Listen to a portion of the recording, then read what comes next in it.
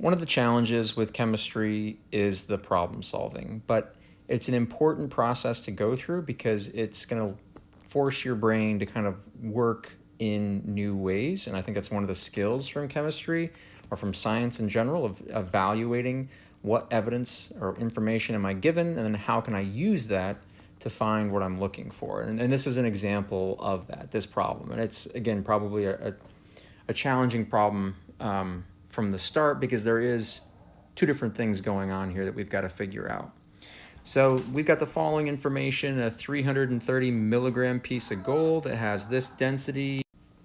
It's hammered into a leaf that is, so a really thin sheet of gold that's 1.94 inches in length and a width of 2.09 inches. What is the average thickness of this sheet in meters? So they've kind of set you up a few different ways to trick you and force you to do some unit conversions here. And so to map this out, I would basically say, well, we know the mass, I know the density, and we know we can go and use that density to find the volume. And so the volume of this piece of gold at this point needs to equal the same volume that we have when we've hammered it into this really thin sheet of gold. And so I would start there. We can find the volume, right? So first things first, to use this density is grams per cubic centimeter, we've got 330 milligrams, which unit conversion, right? There's 1,000 milligrams in 1 gram, so I've got 0.330 grams of gold. So kind of like the last problem we did, we can take that mass, use the density, and turn it into a volume. So I've got 0.330 grams, and I want to get rid of grams, so I know 19.3 grams per cubic centimeter because I want to look for what is the volume of this piece of gold. So 0.33 divided by 19.3. So 0.33 divided by 19.3, and I get 1.7098 times 10 to the minus 2 cubic centimeters. So now that we have the volume of this piece of gold, the volume here is going to be the same of the volume when we hammer it into this really thin sheet. So they give us this information in cubic centimeters. The second trick they kind of built in here is that they gave you the lengths in inches. And so we've got a little bit more work to do so that we can find the volume. So the next thing I would do is do a conversion from inches into centimeters for our length and our width. So I've got 1.94 inches there, and I've got 2.09 inches there. You know, you can just Google this. If this was an exam, I would give you this information, right? In 1 inch, there's 2.54 centimeters. So we're going to multiply by 2.54 to get inches to cancel out in both of these.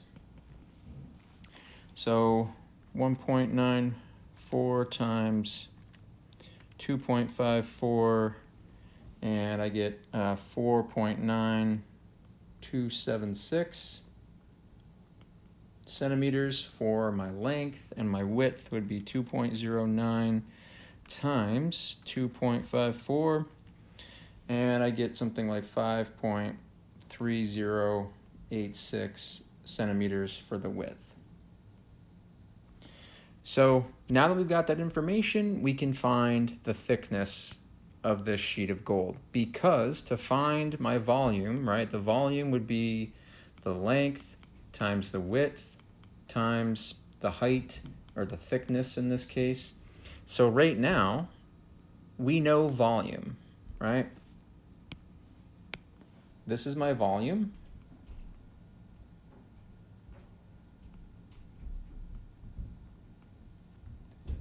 Here's my length. Here's my width, right? So we know everything except for the height. So we can solve for the height, because I know my volume equals So just using this equation, right? Volume equals length times width times height. We can plug in our volume, 1.7098 times 10 to the minus 2 equals my length, 49276 centimeters, times my width, 5.3086 centimeters, times my height. So height is our x. If you're more comfortable just thinking about it in terms of x, we can erase height and just say we're going to solve for x. So to do that, I'm just going to divide across. Going to divide across these two, 4.9276. Divide across 5.3086. All right. 4.9276, 5.3086. So that cancels out, and we're going to be left with x, which is our height, right? So do that math and get 0.017098. Divide that by 4.9276. And then I'm going to divide that by 5.3086. So now I get our height, and be careful, this is the third place they've tried to trick you. That's going to be our height in meters. All right, so I've got 6.536 times 10 to the minus 4 centimeters. Now we need to convert it into meters, right? For every 1 meter, we have 100 centimeters. So we're going to divide that by 100.